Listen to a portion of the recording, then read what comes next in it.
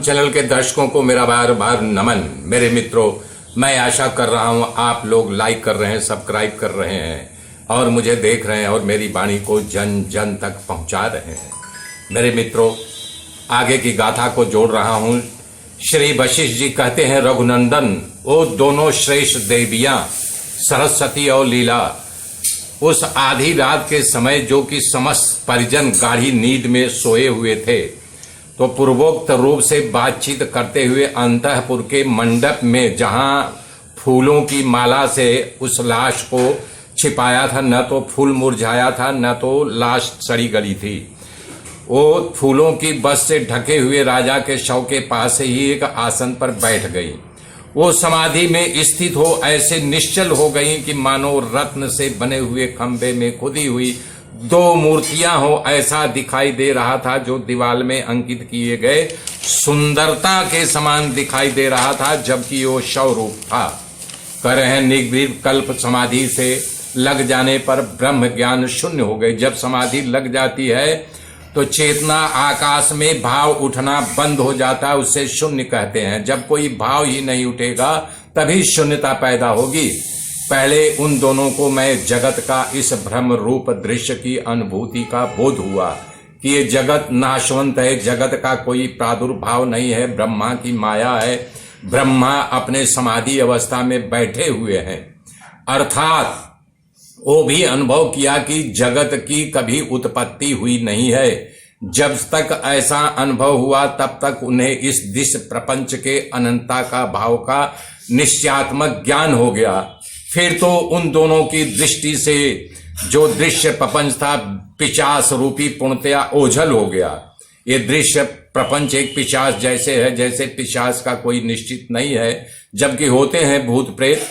लेकिन वो जैसे रात में आप कोई रस्सी रखे हो तो रस्सी अगर अचानक उठो तो सर्प के आकार की दिखाई देगी, जबकि वो सर्प नहीं रहता है।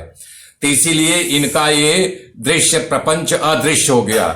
निष्पाप रघुनंदन, जैसे हम लोगों की दृष्टि में खरगोश की सींग नहीं होती है, खरगोश को सींग होता ही नहीं और होने के कारण दिखता भी नहीं है, तो कह रहे हैं उसी तरह से ये दृश्य पिशाच न होने के कारण ही उनके लिए सर्वदा तिरोहित हो गया।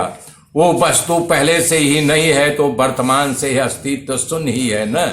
इस जगत की यही स्थिति है और यही स्थिति मान लेने पर ही जगत का अपने आप नाश हो जाता है, दिखाई ही नहीं देता है। ज्ञान की देवी सरस्वती अपने उसी ज्ञान मन शरीर से विचरण करने लगी। जो ज्ञानमय शरीर था वो विचरण करने लगे, परंतु रानी लीला अज्ञान बस जो देह के अभिमान का त्याग करके ध्यान और ज्ञान के अनुरूप दिव्य शरीर का आश्रय लेकर के उसी के द्वारा तीव्र गति से लीला का दिव्य शरीर पहले शरीर से वो बाहर निकाली सरस्वती माता और उसका दिव्य शरीर को लेकर के आकाश में विचरण करने लगी। उन दोनों ने पूर्व संकल्प जनित संसार ज्ञान के गृहाकाश में ही एक बीता ऊंचा आकर के आकाश गमन में चिन्मय आकृतियां धारण कर ली, यानी दिव्य शरीर प्राप्त हो गया। सरस्वती देवी का दिव्य शरीर था ही, उस लीला का भी दिव्य शरीर प्राप्त हो गया। चेतन आकाश ब्रह्म रूपणी हो गई। यद्यपि वो उसी घर में बैठी रही तथापि चिन्मय चित्त के संकल्प से कोट योजन विस्तृत दूर से दूर आकाश स्थल से उड़ने लगी, उड़ने का अनुभव करने लगी। यद्यपि वो दोनों सखियां वास्तव में उसी जहां पर वो लाश फूलों से आच्छादित की के रखी गई थी उनका शरीर वही है, उनमें से चिन्मय रूप जो शरीर धारण करके बाहर आ गई। चेतन आभासमय शरीर थी जो पूर्ण रूप से संकलित संकल्प दृश्य के संधान में लगे रहने वाले चित्त के अभिन्नता को प्राप्त हुए अपने स्वभाव के कारण एक दूसरे के शरीर को देखती और स्नेह मग्न होती थी। तदंतर वो दोनों देवियां यथाशक्ति वश तथा विश्राम करती हुई धीमी चाल से आगे बढ़ने लगी। उन्होंने शून्य में ही देखा और आकाश मंडल में बड़े बड़े भुवनों को, वहां के निवासियों को निर्माण कार्य में अत्यंत जो भरा हुआ था। अब कारण शून्य हो रही थी तो उनको तो आभास होगा ही न। ऊपर ऊपर का आकाश भिन्न भिन्न भुवनों से अलग अलग घिरा हुआ था। वो सुंदर विमानों से सुशोभित भुवन विचित्र आभूषणों के समान प्रतीत होता था। दोनों को दिखाई दे रही है, लीला को भी और सरस्वती माता को भी, जबकि सरस्वती माता उनका जो है ब्रह्म रूप ही है, लेकिन उसको भी ब्रह्म रूप में ब्रह्म को अपने शरीर को जो छोड़ करके चिन्मय शरीर को निकाल लिया, तो उसको वैसे ही भाषित हो रहा है जैसे माता सरस्वती उसे दिखाना चाह रही है। उनमें कहीं वज्र, चक्र, शूल, खड्ग, शक्ति आदि अस्त्र शस्त्रों के अधिकता नूतन आदि देवता भी मूर्तिमान होकर के विचरण कर रहे थे। उससे युक्त लोग बिना भीत के की, जैसे इस धरती पर भीत की दीवार होती, वहां दीवार दिख रही लेकिन भीत नहीं।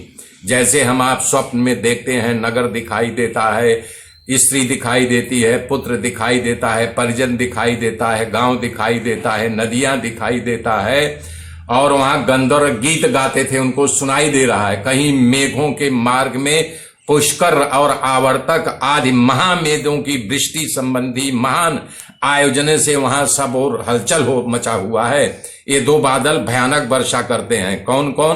पुष्कर और आवर्तक। कह रहे हैं कि और कहीं पर प्रलय के समान मेघ चित्र लिखित की भांति निश्चित एवं नीरव दिखाई दे रहा है। कहीं उड़ते हुए काजल से घिरे हुए के समान सुंदर मेघों की घटा को घिरी आ रही है। भयानक शोर हो जा रहा है। मित्र, आगे की गाथा कल सुनाऊंगा, इसको सुनिए, धुनिए, गुनिए, बुनिए। कल फिर हम आपसे मिलेंगे, तब तक के लिए जय श्री राम, जय श्री राम, जय श्री राम।